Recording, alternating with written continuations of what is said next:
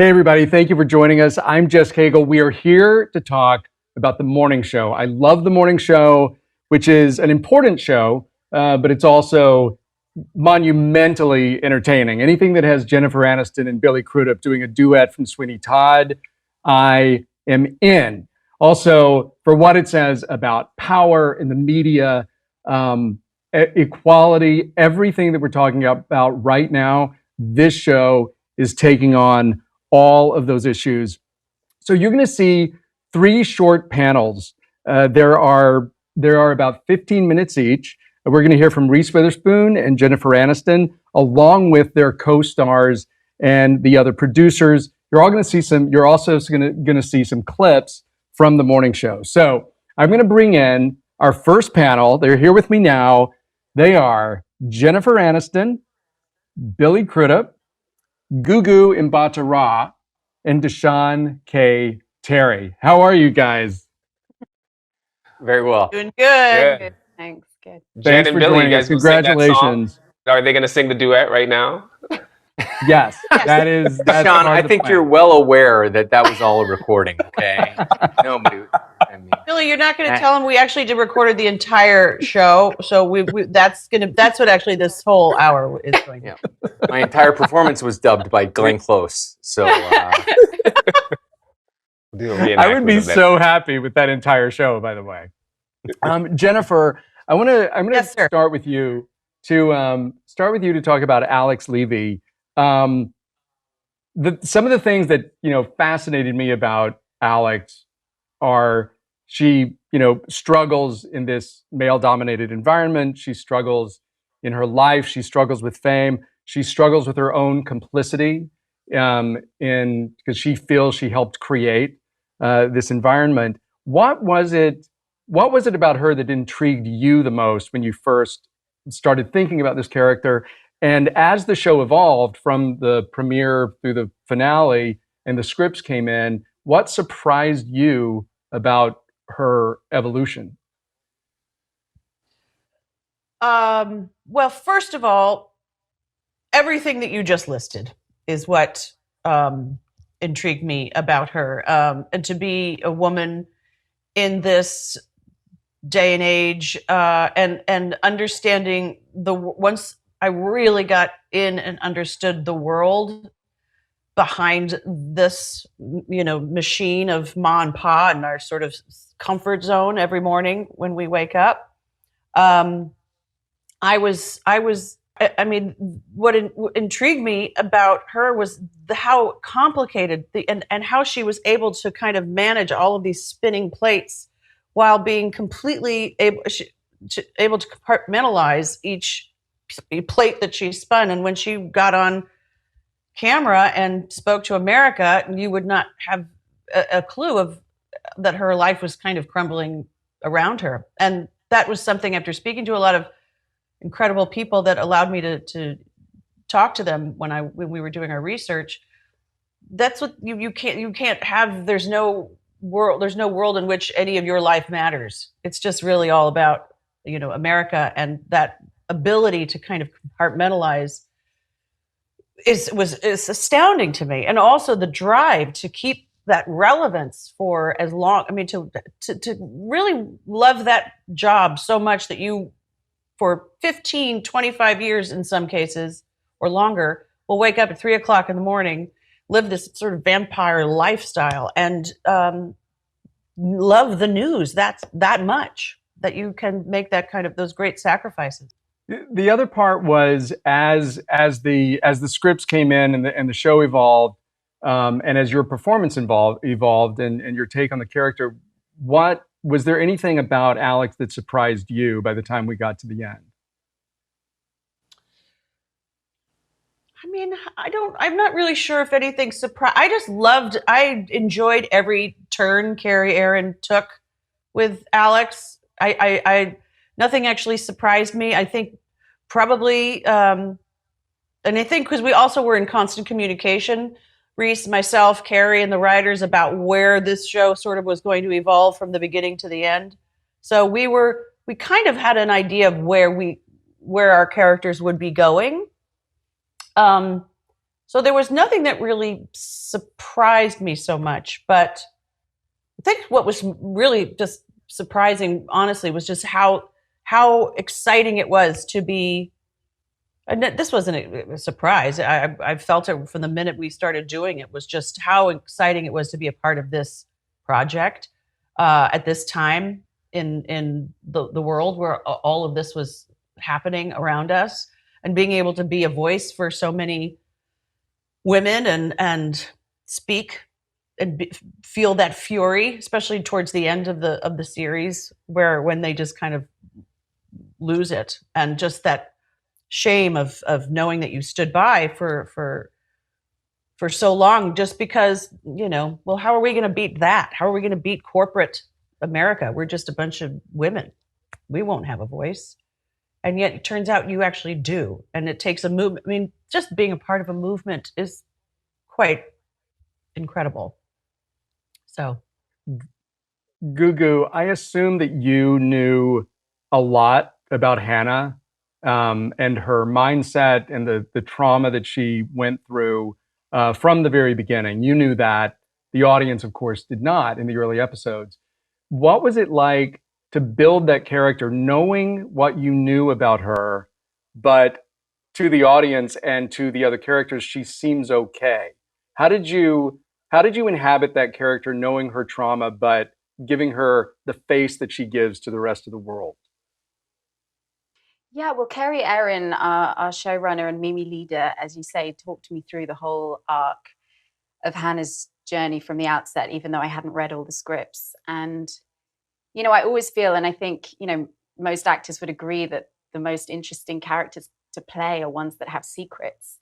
And so for me, it really charged every scene for me, even if I didn't have a lot of dialogue or, that I knew I always had something to feel, and I always had something to think about the situation. And as in life, we're always concealing our trauma. We always want to look like we've got it together.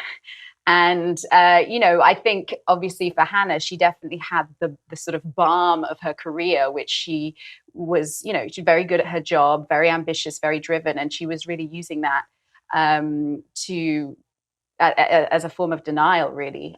Mm-hmm. So yeah, I found that fascinating. And I think, there are little moments that we talked about, early on in the show, specifically the scene where, Hannah goes and visits Ashley Brown, for example, and tries to sort of lure her onto the show. And there are moments there in the script that, knowing Hannah's internal motivations and talking to Mimi about how to play that or how not to play that, that she was actually, somewhat living vicariously through Ashley Brown, that this meant so much to her in some ways because, through Ashley, who could expose Mitch and talk about Mitch on the show, she was able to kind of feel that was, something personal to her. So that there were little moments like that, and when Mitch comes back into the studio to sort of plead with everyone, everybody's thought process obviously is very personal and different.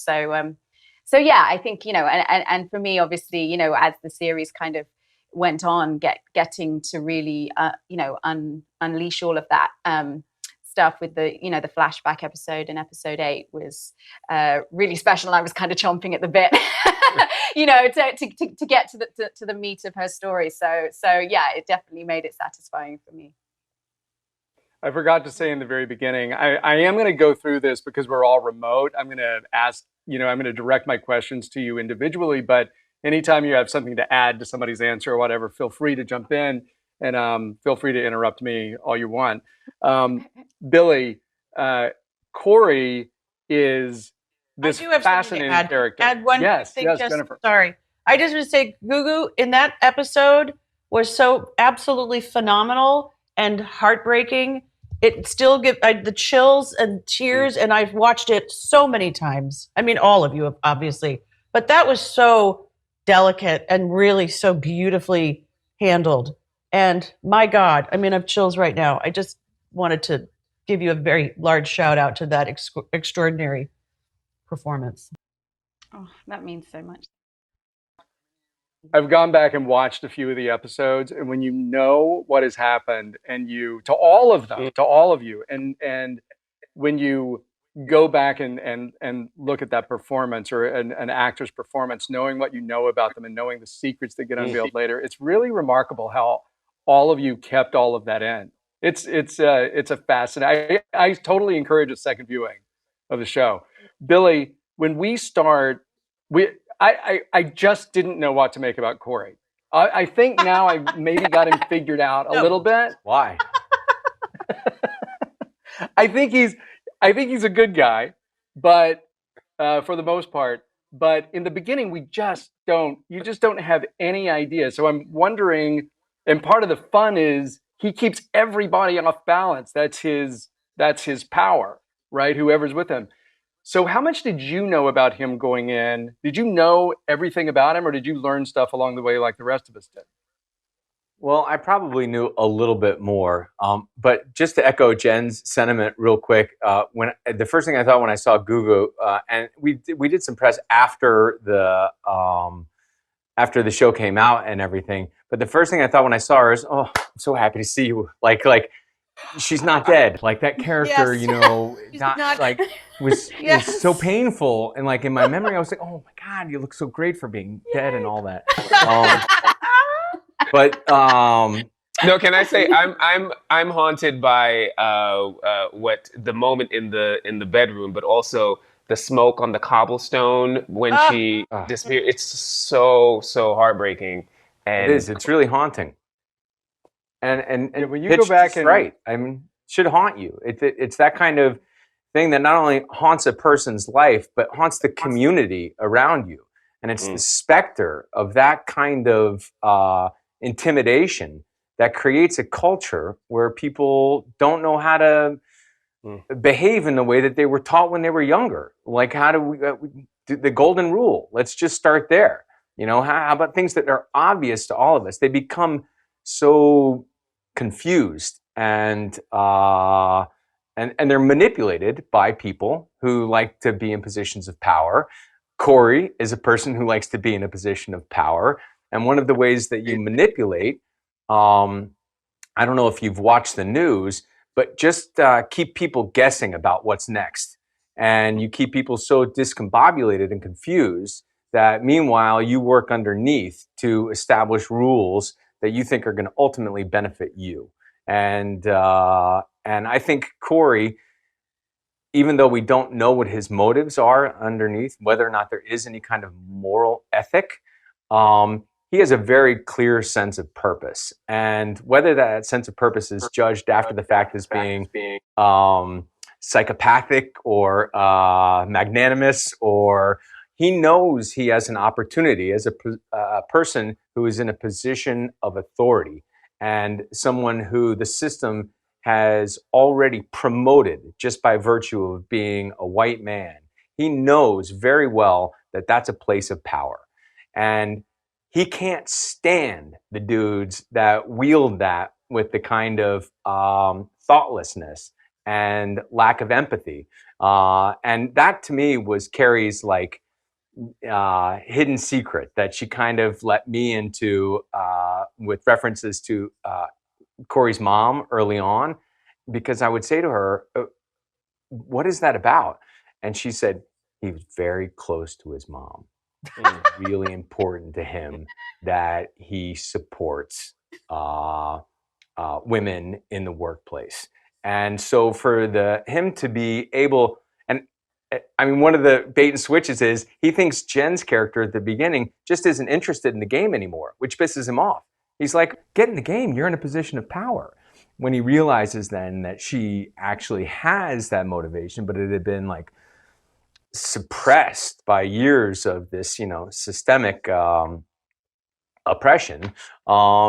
He's like, sweet, let's get on the team. Let's ride. Let's go. Let's take this stuff down. And so that to me was a winning, if not a convoluted approach to unveiling a person's moral ethic. It was a good reveal. Desean. Wait, can I just say that I want to see Corey's mom? I want to meet her. I have a very clear picture of her. Anything's possible. So, Desean, you play Daniel, the weekend anchor, which enables the show to explore what this environment is like for another kind of person, a black man trying to navigate it, trying to, move up in this environment. What do you think was going through Daniel's mind as you thought about the character and inhabited that character? He's in that environment. What is going through his mind? Well, Daniel he's so ambitious. And I think that, what's fascinating about the workplace is that it's first, it's a glitzy world, right? Because you have cameras. And then it's this capitalist world. And Daniel makes it very clear from the very beginning that he comes to play. And I think what's also fascinating about it, or one of the things I really had fun with this character and with this world, is that because I do count them as artists, journalists, they're communicators. So that means that we're deeply empaths. And so you're connected. And so I think it's really interesting to see the dynamics between the things that make them human and the things that, this is my ambition speaking, or, that moment when, I really love where the series ends because, Daniel is in a point of conflict. And then we see this brave act being done by Alex. And the question has been, well, what's going on through Daniel's head at that point in time? I think at the base of all of our characters, for the most part, we have moments where we don't trust them. But I think one of the things I love about the show is that at the base of the characters, you can see that there's something good about them. And I believe at that moment, Daniel just feels the pain and empathy of what he, as a man, has also been supporting. Because he is not guilty out of this. All of us have different types of privilege, right? So there's different types of privilege that he has in that moment. And in that structure, he did contribute to that. But also as a black man, he is the one who is experiencing really and truly the lens of oppression based off of color. Because it is a very, very colorized world where you don't see people like him at the anchor desk. And I think it's really brave and amazing to have a character like that who's speaking out front about it and so purposely is trying to change the world. And just getting his viewership does change the world. Just seeing that image changes the world. And Daniel is very much so aware of that power. And he wants to wield it, I think, to create that image that he wasn't able to see when he was a young kid, because he knows how powerful that can be to a viewer. Jennifer and Billy, whenever you were doing the Sweeney Todd duet, where you're sitting there, given your relationship, you are really rivals at that point, and you are singing to each other, obviously a song that says, nothing's going to harm you, not while I'm around. I was so curious what you thought those characters thought during that song, because they're both smart people. They must have seen the irony in what they were singing, but were they also maybe wanting their relationship to be that way, but it's not? What do you think was going through Alex and Corey's head? I still don't know, by the way. But I think there's an extreme mutual admiration for each other in terms of who they were they're both, I think they know, she knows what Corey's all about and he knows what Alex is all about, but there was something very bizarrely seductive about the entire that interaction that was sort of, you got to take away whatever it was that you wanted to take away. Your imagination could just kind of, have at it. But I think it was just sort of a it was like a sparring of with each other. It was very fueled. But yes, it was kind of up to a. We're still very baffled. I am still somewhat baffled. For us watching it in the room and we saw it. Yeah, what'd you guys? We were like, they about to bone. It was very confusing.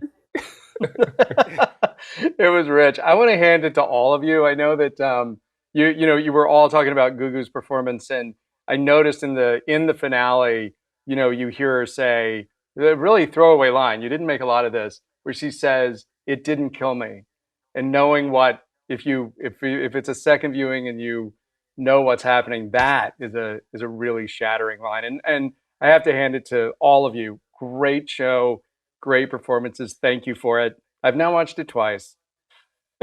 I'll watch it again. Anyway, we're out of time, and we're gonna have a clip, and then we're gonna be back with our next panel. I didn't know. What about the boys' club that you told me would never change? What about that? I don't know. I said it. I didn't realize how. I just. Goodbye, Alex. No, Bradley, I cannot do this. I need you to get me through today. I just need you. I can't do it. I just need you for today. Can I take No, it's really not a good time. I'm sorry. I said no. Give me your Alex. Alex. What do you think you own me? Think I'm available to you 24/7 because I'm in your living room every morning trying to make you feel better about this miserable world? Well, I'm not. Guess what? Alex. I'm empty. This is empty. Stop it, Alex. I'm empty. You know what empty looks like? It looks like this. When I say no, Alex. no. What? Alex, will you just calm down? I will go upstairs if you just shut the up and just give him his phone Yes, back. I will. Give him his phone back. Here's your phone, sir. Come on, come on. Piece of Him. Jesus Christ. Just today, I'm doing this for. I know, just today. I know. Welcome back. Now on this panel, we have Reese Witherspoon, we have Kerry Ehrin, we have Karen Pittman, and Mark Duplass. Reese, I'm going to start with you. And in the finale, I really wanted to ask you about the scenes that you have with Gugu and Mbatha-Raw, where Bradley is learning the extent of her trauma, but she's also trying to do her job because Bradley, among many other things, is a true journalist in the best sense of the word. And I wanted to ask you how you approached those scenes and how you walked that tightrope between having compassion and getting her to do what you need her to do. Oh, yeah. I actually, that's a great question because I think we've all been thinking a lot about having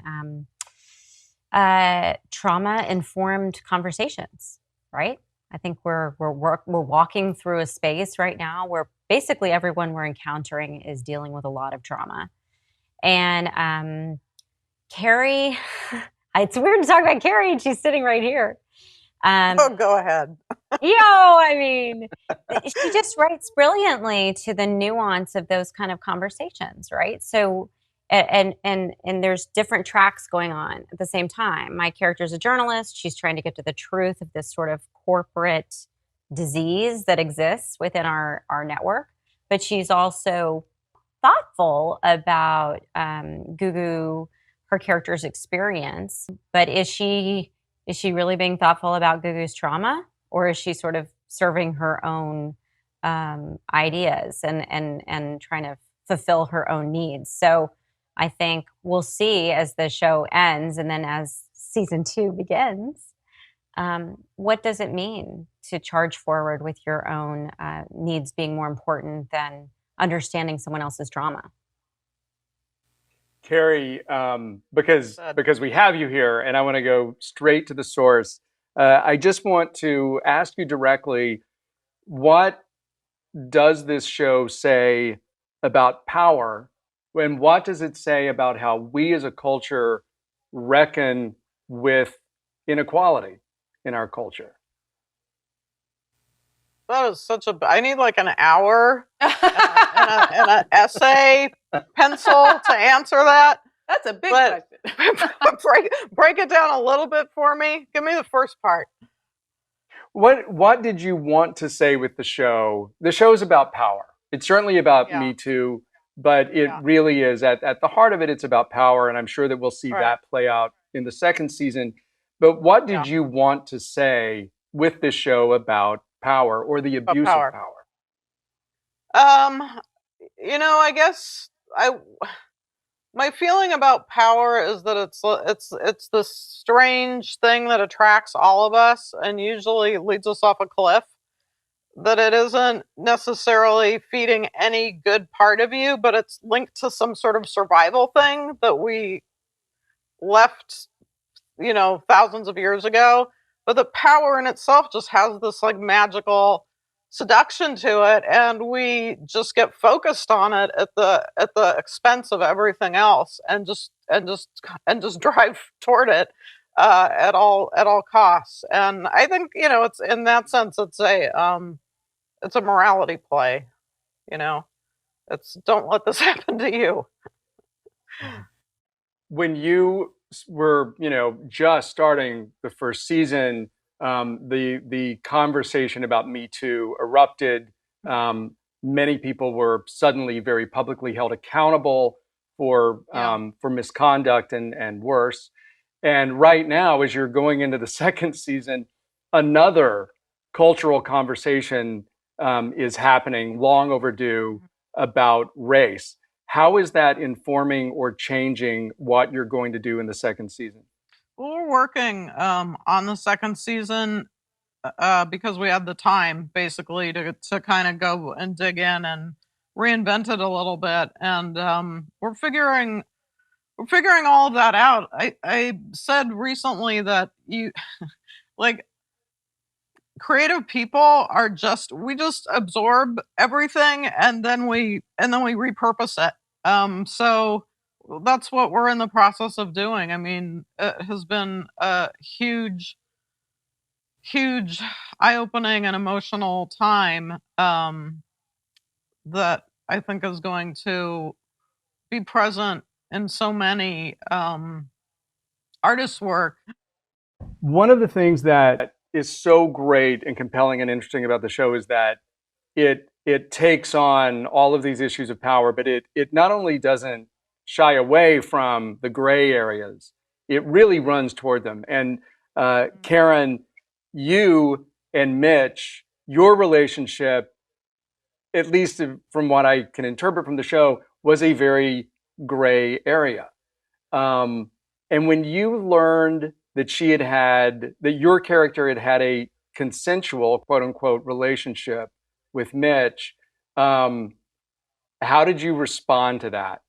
Did you think, oh my gosh, this is a terrible message, or oh my gosh, this is a really interesting kind of relationship to look at? No, it was absolutely interesting. It was very challenging. I love a challenge, though. And I thought, again, the writing staff and Kerry, Ehrin, I thought they handled it beautifully in a nuanced way. I mean, I think that no woman is not familiar with a very charismatic predator, right? That is essentially what Mitch Kessler is, the most charismatic man you would meet. And the synergy of when he starts to prey on you, you really don't know, I often would reach out to Kerry every couple weeks and would call her like on the weekend or some moment where I know she was probably busy doing something else, or text her and say, hey, Kerry, does Mia find her way out of it this episode? And she was like, no, she doesn't. I mean, I think all of the female characters, we were all under the gun. We were all under this incredible emotional weight, this gray area, which I thought was just this, of course, that sort of exploded in episode 7 for Mia, but there's so many different variations of how this worked for each character that had been affected by Mitch Kessler, Ashley Brown and Hannah Schoenfeld, and of course, Alex Levy. So, but for me, it wasn't a particularly gray area, but I didn't find that it was handled any subjectively or judgmentally at all. It wasn't like we were wagging a finger at her. We really were thoughtful about what her character arc looked like throughout the season. For me, one of the most shattering scenes is when Mia and Alex are sitting there and pointing fingers at each other, because you realize the toll that this kind of environment takes on people. When these, two people that should be allies are suddenly sort of pitted against each other. It was really powerful. Mark, you play Chip, obviously, who is he's a straight white male, very much part of the system. He's a company man, but he becomes an ally by the end. what can you tell me about his evolution, Chip's evolution, and what he learns and what that character has to say to men, particularly straight white men in the workplace? That's a great question, and it's become a more complex answer since we've made the show. And I don't know that I have a full handle on it, but I know that at the time when we were making the show, one thing that really appealed to me about Chip, and you're right, being, straight white male cog in that machine, is that I think Chip fancied himself at least 10% downstream towards the good side of how a man in that position of power could be. He was a pretty good boss to the women. He was pretty good to people, and that was enough for him in that moment.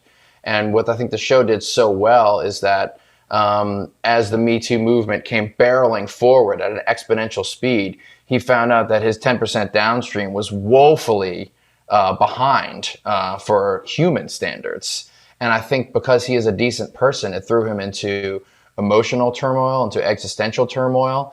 And I think that he had a lot of catching up to do in order to become an ally and to, I guess, reckon with his complicitness in that part of the problem, even though he was a better version of one of those white, powerful guys. And I have to say, I identify with that more than ever now in 2020 as I think about my own place and as a person who runs a company, and what story do we want to tell now? And I've always considered myself to be mostly on the right side of things, and now can really see Chip and feel him and say, I was close, but we're all behind. And I think that one thing this show was oddly prescient about was when the wave comes and it can't be stopped, it comes at a speed that none of us are prepared for. That's not a bad thing. You just got to be willing to be honest and shift.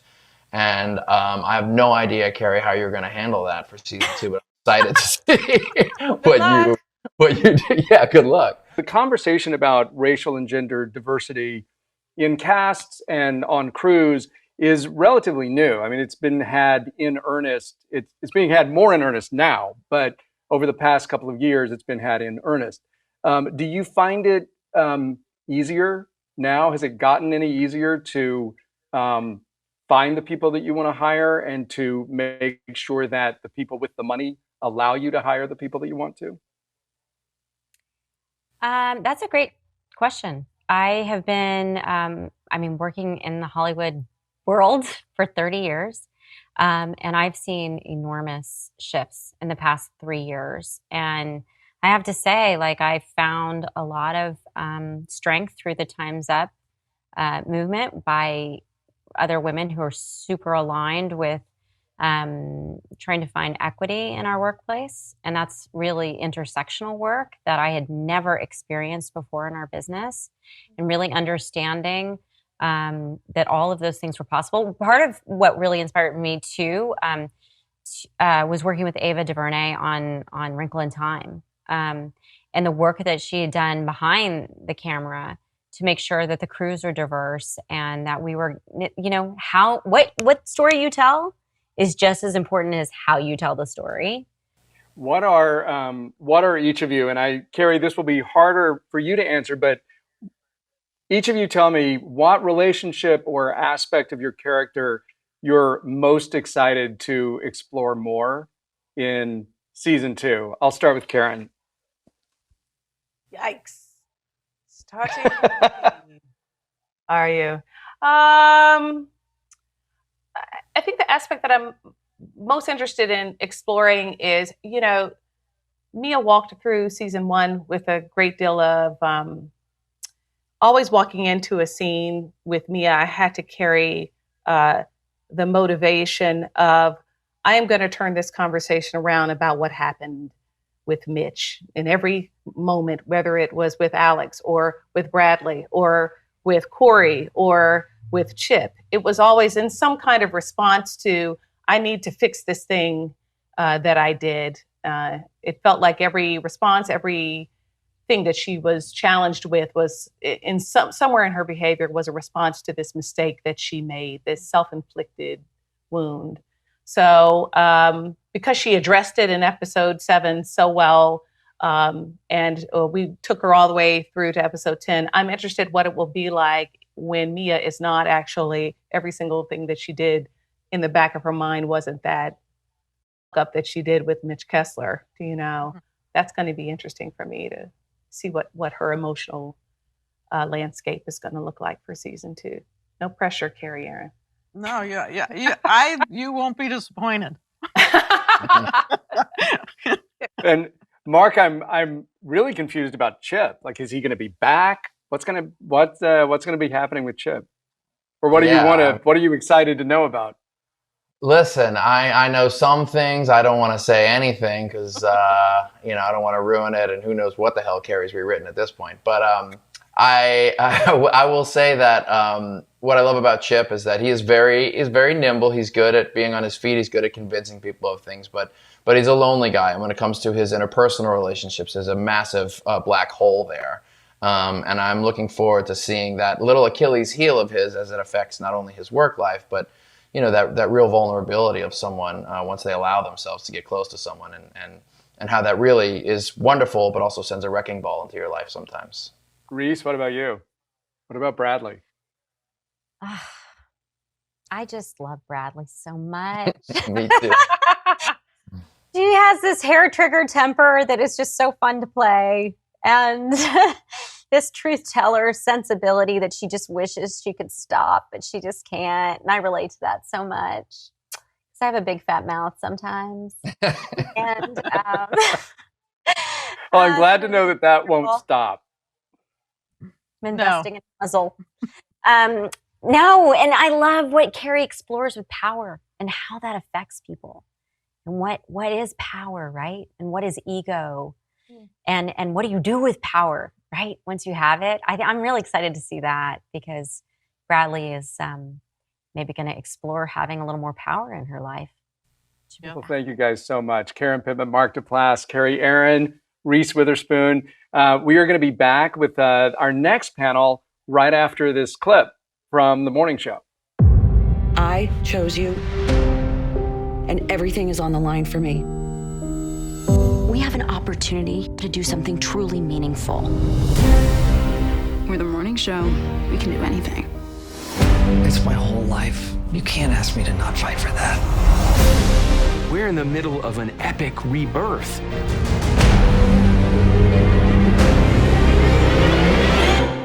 All right, our next morning show panel, we have Mimi Leader, Michael Ellenberg, Nestor Carbonell, and Brian Stelter.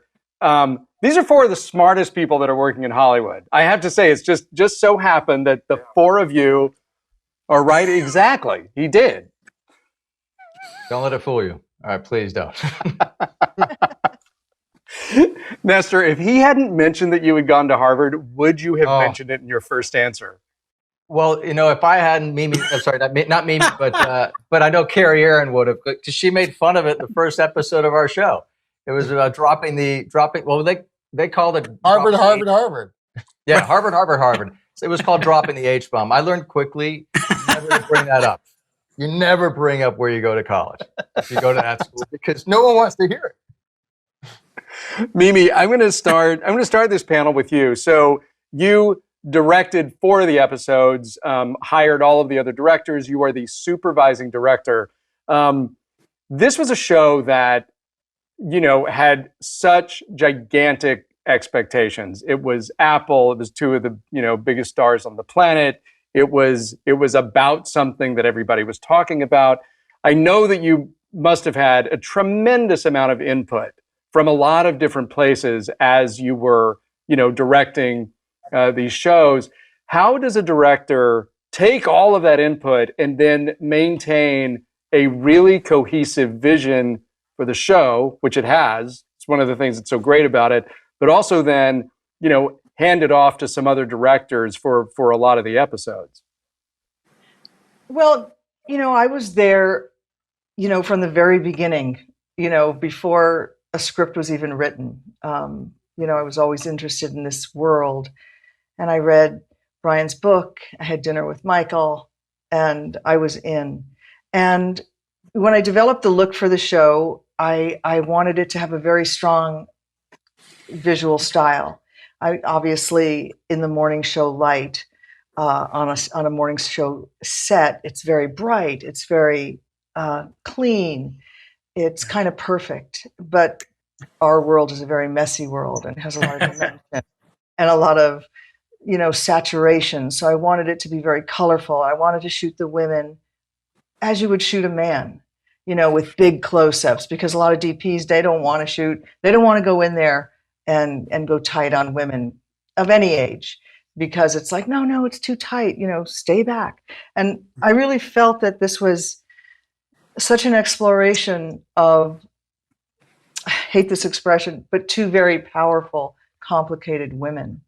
And so I wanted to do big frames where you see the character of the city next to their faces. And so you go in and you create a pilot, you create a look, and what you hope for when you hire other directors is that they honor your style, and they do, and you hope that they make it even better.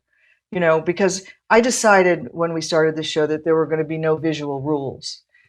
Because sometimes you go in and you make a show and you say, okay, we're not going to do any handheld shots. Well, this was a completely different, approach. We could do handheld, we could do cranes, we could do steady cams, we could do lock-offs, we could do long lens. It was all about what the scene was about and how to best tell the story visually. And, it was a very detailed look this season at how sexual assault happens to one of our characters. And, to shoot that, you had to really get in there emotionally with the camera. And so that's what I tried to do with the show. And I think that's how it was written. And it was a great exploration. Mimi, Mimi's shepherded all of our directors, including a dear friend of ours, Lynn Shelton, and who did really a wonderful job for us on the fourth episode. So we're heartbroken about her untimely death. And absolutely, it was shocking, and she brought her indie cred to the show and really put her stamp on her episode. And that's what really great directors do. They come in and they do something special, and they make you pay attention, and you sometimes don't even know why, and that's the best outcome. Michael, one of the things that is so interesting about the show and really bold of the show is that we hear all of these various male perspectives. So, for example, Mitch thinks he hasn't done anything wrong. I think the great line is, from the dawn of time, men have used their power to attract women, and now he's just angry that the rules have changed and that he's being treated unfairly. But for the creative team and the writers, was it difficult to get into the head of a chauvinist and then present what he's thinking and make him human without excusing his behavior or his worldview? But because you do manage to do that, and I just wonder what the creative process was like in getting to those places in the scripts. Yeah, I mean, obviously Kerry could speak best to it, but the show and really her, both, I'd say, emotional, thematic, and kind of vision of the world, not just the show, is, the show has a very clear moral point of view, but inside that, her real desire was for not to have a show for the audience to feel safe, where you shouldn't feel like 3 years ago everything was fine and you were good, and here's someone clearly bad, and that didn't feel like a thing that would kind of address the reality of where we were and be a kind of honest reflection that would yield real growth and real depth and meaning going forward. So there was always a desire to show the humanity inside people who do horrible things in the show and people who do good things in the show, and have a real reckoning for all of us watching at home, which is, which parts of all of us, we have bits of all of these people in our lives, and So it's really delicate. You need an amazing writer, you need amazing actors, and you need an amazing director, so that the intention is to get to something deeper and more meaningful, without feeling like you're trying to excuse anything. And he's also ridiculous, and so there's a humor in it too that that the show is able to capture. And Carell, I guess the last thing I'll say is I think the casting of Carell was vital in all of this, which is that he is a really brave actor and a brilliant actor. And there was a very conscious intent from the beginning, which is that to have someone like Steve, who an audience loves, admires, and thinks of as their friend and as their uncle, and someone they just can't imagine would have done these bad things, And so we were trying to very much echo the experience people have watching some of their most beloved people learn these horrible things about them. And so you could go on that journey and go home with him and see it. And doesn't excuse it, but it allows you to be there and take it in, and then go on this ride. And then when you really see what happened, you're really, distressed by it, and then that experience, it's to earn that episode with Gugu, the flashback episode in Las Vegas. Nestor, your character Yanko, who's the weatherman, he is one of the things that I've said earlier this evening that I love about the show is it rushes into these gray areas. It doesn't just, not avoid them. It rushes into them. And, Yanko is in a relationship with a subordinate, played by Belle Pally, who plays Claire is her name. So when Yanko and Claire had their scenes together, it was very important that Yanko not seem like a predator, even though he is older and he's famous and he's a big deal on the show. How did you and Belle navigate those scenes together, and what kind of conversations did you two have about their relationship? Sure. That's a great question. I mean, it's a bit more about the writing, though, in terms of what Kerry was conceiving in terms of this dynamic and how did it start. And then there's a flashback scene in episode 8, I believe, which is sort of the genesis of this relationship, where she approaches Yanko, Claire approaches Yanko off the heels of watching him do a weathercast in Puerto Rico. And so she's really initiating the dynamic, whereas my character sort of falls into this thing that she initiates. And I think a lot of it was about intention, about motivation, and so I spoke with Belle about this, like, how did we meet? And we sort of created a loose history among ourselves, even before we shot that scene, because it was important for it to be a pure love. It as you said, it couldn't be something that was sort of lecherous on his part, him being a subordinate, and I did, and the fact that he's a lot older than her as well, obviously plays into it. So yeah, it was important for us to come up with something sort of pure and innocent, and that we've fallen into. And then just by the sheer fact that those things are problematic in a workspace, there's your conflict. But we had to play against that conflict as much as we could by keeping it as pure and innocent as possible. Yeah. Brian, probably nobody in the world knows more about the news business and particularly the TV news industry than you, and what so much of this show is about, besides being about power, it's about the news media, and it's about the news responsibility to hold the powerful accountable, and that is something that has become more and more difficult for the media to do at a time when the world is so divisive and everybody can tune into whatever website or network will tell them what they want to hear. And journalists are being called the enemy, by the leader of our country. What do you think the media needs to do in order to try to do its job and try to do the thing that it was supposed to do against all of these obstacles? First of all, I want to make you my TV agent because you are very flattering. I am grateful.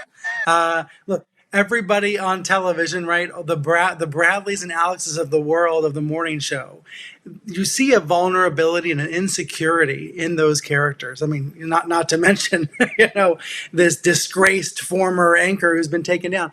All of them are so insecure, so vulnerable, and yet that is what makes them so appealing to the viewers, so relatable, so powerful. And I think we show power dynamics in different ways on this show. And we talked about it on one level, the Me Too movement and those power dynamics, but also who has the power on air? Is it the anchors or the producers? Is it the anchors or the executives? Who has the power to shape narratives and tell you what is true in the world? I love how this season begins with Bradley at a protest, covering a protest for a conservative news channel, and then the debates that she gets into with people. I love early in the season the conversation among executives about what news is in this entertainment-saturated world, because those are real conversations that are actually happening in newsrooms and in media companies. And if you think about what's happened the past 3 months, like I'm here in my spare bedroom, I got a camera behind me because this is the studio where me and my wife do live shots for TV. Like everything's gone upside down in the last 3 months. And I think in some ways that's helped with transparency with the viewers. I think in real world media, real world news, the more honest and transparent and relatable we can be, the better. And morning shows do that more effectively than anything else. When you're watching Savannah Guthrie or Robin Roberts or Gayle King, you're inside their world like no other time of day, like no other form of media. And I think that's why this show is so relatable and so compelling for people as well, because everybody wants to know what it was really like for a male anchor who was fired. They want to know what it was like for that person at home afterwards. They want to know what it was like for the staff afterwards. And, Kerry and Mimi and everyone's dramatized this and let people see behind the curtain in a way that no other show ever has. Mimi, was there a particular sequence or scene that, when you think back on the first season, was particularly challenging to get exactly right? There are so many difficult conversations between characters. There are so many interactions between people. Gosh, I mean, I could, the scenes between, Bradley and Hannah alone. But tell me one that was particularly tricky to get right and how you did it. Well, there were so many that were challenging. I would, say the scene where Bradley is at the protest was an extremely challenging scene. It was Reese's actually, I think, her first scene that she shot. And so there we were in the middle, in this kind of dirty mine, with 100-degree weather, trying to figure out the levels of anger, the levels of emotion, the level of how much this character loses her. How far does this character go? And when an actor first puts their feet in their shoes, they're just touching, just trying to figure who they are. And so it was a big challenge to throw her in and have her scream at this guy and call him out. And it was, one of her Achilles heels in that this was the thing that has held her back in her career, this character. And so it was really hard to, in the middle of 300 extras, to modulate that performance. But, she's a brilliant actress and we worked really hard on it and we found it, and it was really challenging. And Jen Aniston's first scene that she did in the season was her last scene in the pilot, where she goes to Mitch's house. And she also had to go, 100, miles an hour and also find those grace notes and also find the quiet and all the stuff between the lines. And so the material is very challenging. It's brilliantly written. It's such a gift, this show that, Brian gave us, and this world that we are peeling all these layers of. And, we have Nestor, we have all these brilliant actors, Jen and Reese and Desean and Mark Duplass, Billy Crudup, I know I'm leaving someone out, Karen Pittman, Gugu, Mbatha-Raw, and it's a joy to come to work and say, okay, what are we going to figure out today? How are we going to get to the center of this scene? What is the scene about? And it's just been, really challenging and really fun, finding these details and telling this, showing this world and the messiness and how complicated it is and how up we all are. And if I can just add to that, when I wrote my book about morning TV many years ago, like I came away loving these shows even more. Like, yes, there was drama. Yes, there were scandals and intrigue, but I came away loving the shows and appreciating the shows even more. And when, you brought up just, enemy of the people rhetoric, outrageous and hateful things said by the president and other politicians in this environment we're in the real world. One way to combat those lies and smears is by showing who we are, showing the people, showing the real people. And I think what this show does, it dramatizes what it's like for real journalists, what the real pressures are, what the real tensions are between, straight vanilla news and entertainment. Like that kind of conversation, that kind of attention is what disproves enemy of the people lies. That kind of demonstration of how newsrooms really work is what counters those smears and What Mimi has neglected to say, which is instrumental in executing this, is creating an environment so that someone like, when you have a scene like where Bradley, the Reese's first scene or Jen's first scene, there's scenes insurmountable for anyone to tackle that scene, let alone for that to be their first scene, is that you have someone set the stage, like Mimi, to have a relaxed environment. And that is just, it's very hard to do for any director. And I remember talking to Belle about this. We had a tough scene. One of her first scenes was tough. And it was like, I felt every time I talked to you, Mimi, it was almost like I felt like there was also a therapist there, and you create this beautiful environment that allows for actors to let go and trust, and just be there. And that is the truth. I mean, that's what among many other things that you do beautifully, that's just instrumental into any scene is to have everyone's guard down and just to be raw and honest. And that certainly this show called for it. Whenever you work with Kerry, Ehrin, you're going to be called to be as raw as you can be. And you set the stage for that. And that was huge. To have you there at the helm is enormous. Thank you. What is happening right now with the show? Is everybody in the writer's room but working remotely? Where are we? Yes, the writers are working remotely, and it's the new normal. And we were in the middle of shooting the first episode when we shut down, and we're working all the COVID protocols and figuring out how to go back to work safely, and that's what we're in the middle of doing and fine tuning our scripts. Is everybody shooting for like early? I know probably ideally the second season would have started in November. Are you thinking now maybe early 2021? You mean when you see it? You'll have to talk to when I will Apple see it. about Oh yeah, when I'll see it. When you'll be done and it'll air. Yeah, I don't think we'll be able to finish shooting this year, but you'll have to talk to Apple obviously about when we'll air and be back. I think there's going to be a lot of shows like that. Yeah. I can't wait. Thank you, all of you. Nestor Carbonell, Mimi Leader, Michael Ellenberg, Brian Stelter. And thank you. We're out of time. But thank you for everybody who joined in and listened. Thanks to the actors and producers for taking time to come on and answer our questions. And thank you, Apple TV Plus, for making it all happen and including me in it. Everybody stay safe and stay healthy. Bye. Thank you. Thank you, Jess. This is dramatic, thrilling. You stole my life with this. You left me in the woods with a pack of wolves. This is an important story. What if that takes down the network, the show, and everybody on it? Is that a risk worth taking? Get on this ride. It's going to be a good one.